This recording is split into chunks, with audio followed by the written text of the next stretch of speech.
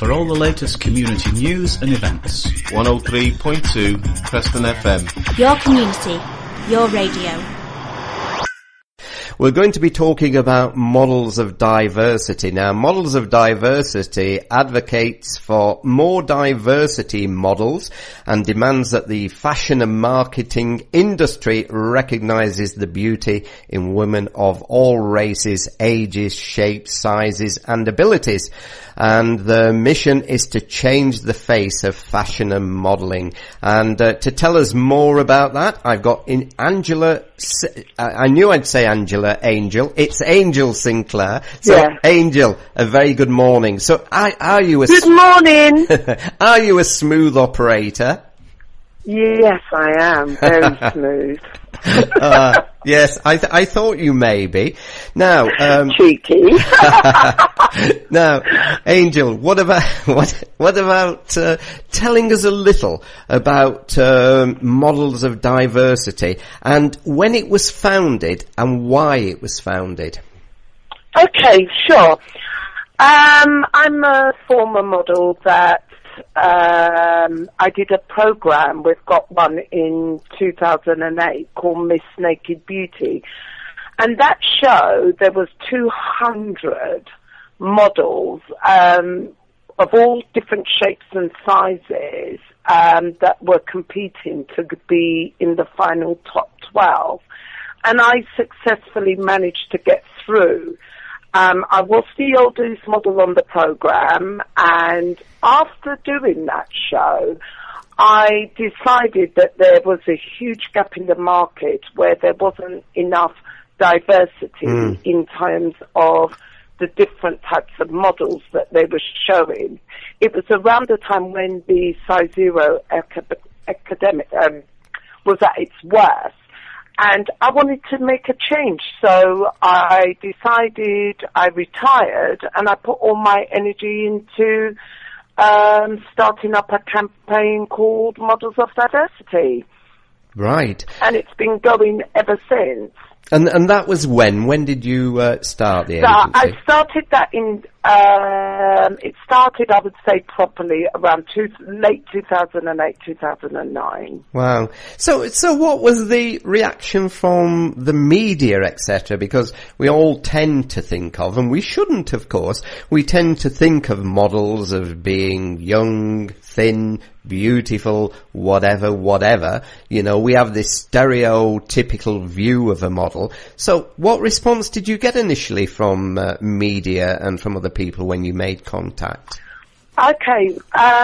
One of the first things that happened when we started this campaign is that we campaigned outside London Fashion Week, and we did 2 protests outside because they were using during that time they were showcasing quite a few very, very unhealthy models on the runways. And what came from that was that I was invited by the CEO, Caroline Rush, to have a meeting with her, which still continues to this day. And I have to say that it has got better. It's not perfect, right? But it's got a lot better considering the time we protested outside for them to change from using unhealthy models to start using healthier models. A lot of changes has happened.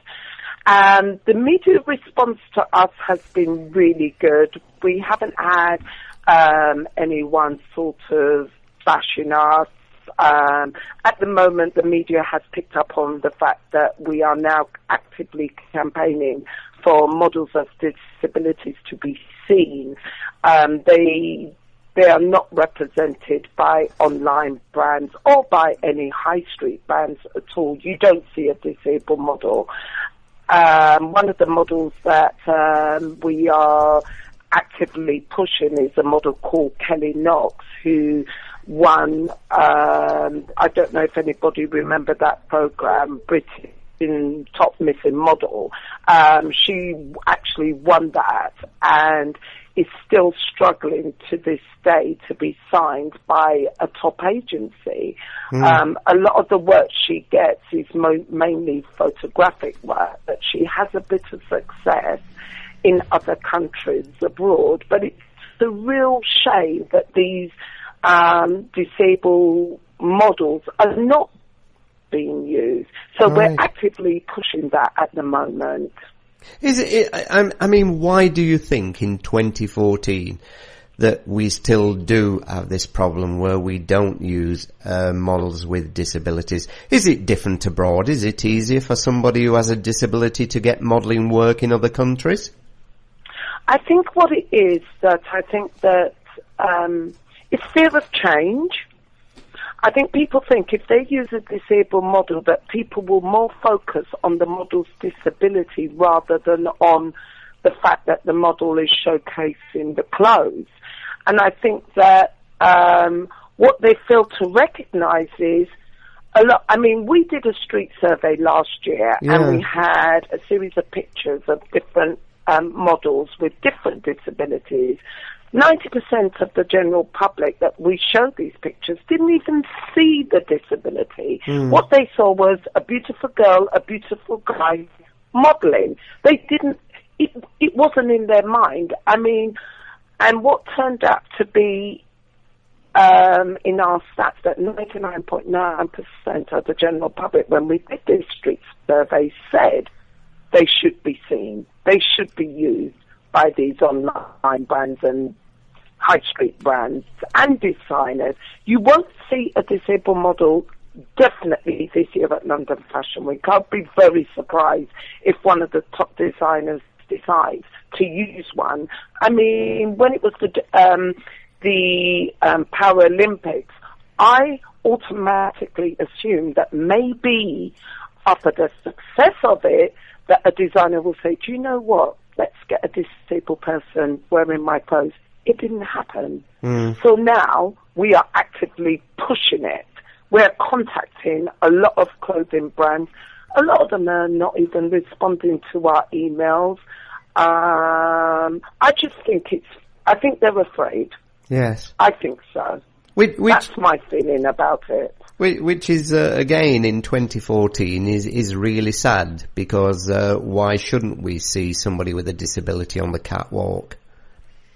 Yes. They're humans. They bleed just the same as us. The only difference is they've got a disability.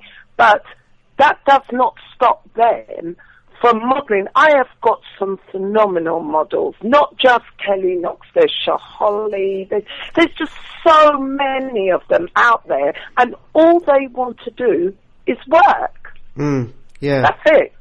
Give them a chance, I say. I was going to ask about that. How many models do you have on the books then, Angel? Right, we're not an agency. No. What I want to say is that we are a campaign that supports models. Right. That's what we're here as a support system for them. We get emails from models that are from people that are thinking of being a model, or we get emails from models that want information on what's the best agencies to approach. We get emails from models that want to work with where can I find a really good photographer. Our emails varies from time to time, but I have to say we are not an agency. We do fashion shows at least twice a year, and in these shows we do use real people to go on our runways. I always do it every year, and that gives them, it's normally people that go through our workshops we tend to use, or people that see our casting call that comes along to castings. But we do have these shows twice a year. And so you have people from across the country who are in contact with you, and tell us something about the workshops. Right. Our workshops, we've been doing workshops now, I would say, for the past 3 years. We're starting up again on the 15th of February. This workshop will be held in London. It's open to anybody and everybody. You don't have to be a model to attend these workshops. If you want to learn how to take a good picture, if you fear that you're not photogenic and you want to learn what's your best angle, what's your best side, this workshop is here for you. If you have low confidence and you want to build on that, this workshop is for you. It's open to everyone. It starts at 10 till 4, and we normally have a group of 10 to 15 people at a time at these workshops. It's really great fun. It's a relaxed atmosphere, and it's mixed. It's mixed with people with disabilities, and able-bodied people come along as well. So it's not just for models. And but it's a great way to learn a bit more about the industry. We have hair and beauty expert that gives a talk. We've got a nutritionist. We've got a brilliant, the lecturer that runs this workshop, his name is James Lyons. He's a accredited photographer. He's one of our directors. He's been with me now, I would say, for about 4 years. Fantastic guy, really, really good person to work with. And he seems to have this ability to put people at ease. He's definitely a people's person. And of course, it's a good way of networking, of meeting other people. Yes, it's a great way to meet other people. It's, as I said, we do provide lunch. You do get your images. You get up to, I think it's how many images? Sorry, I think it's between 4 to 5 edited images which you will, which the photographer will select for you, which is your best shots. You will get that to download, which you keep for yourself. But you would also be given a fact sheet.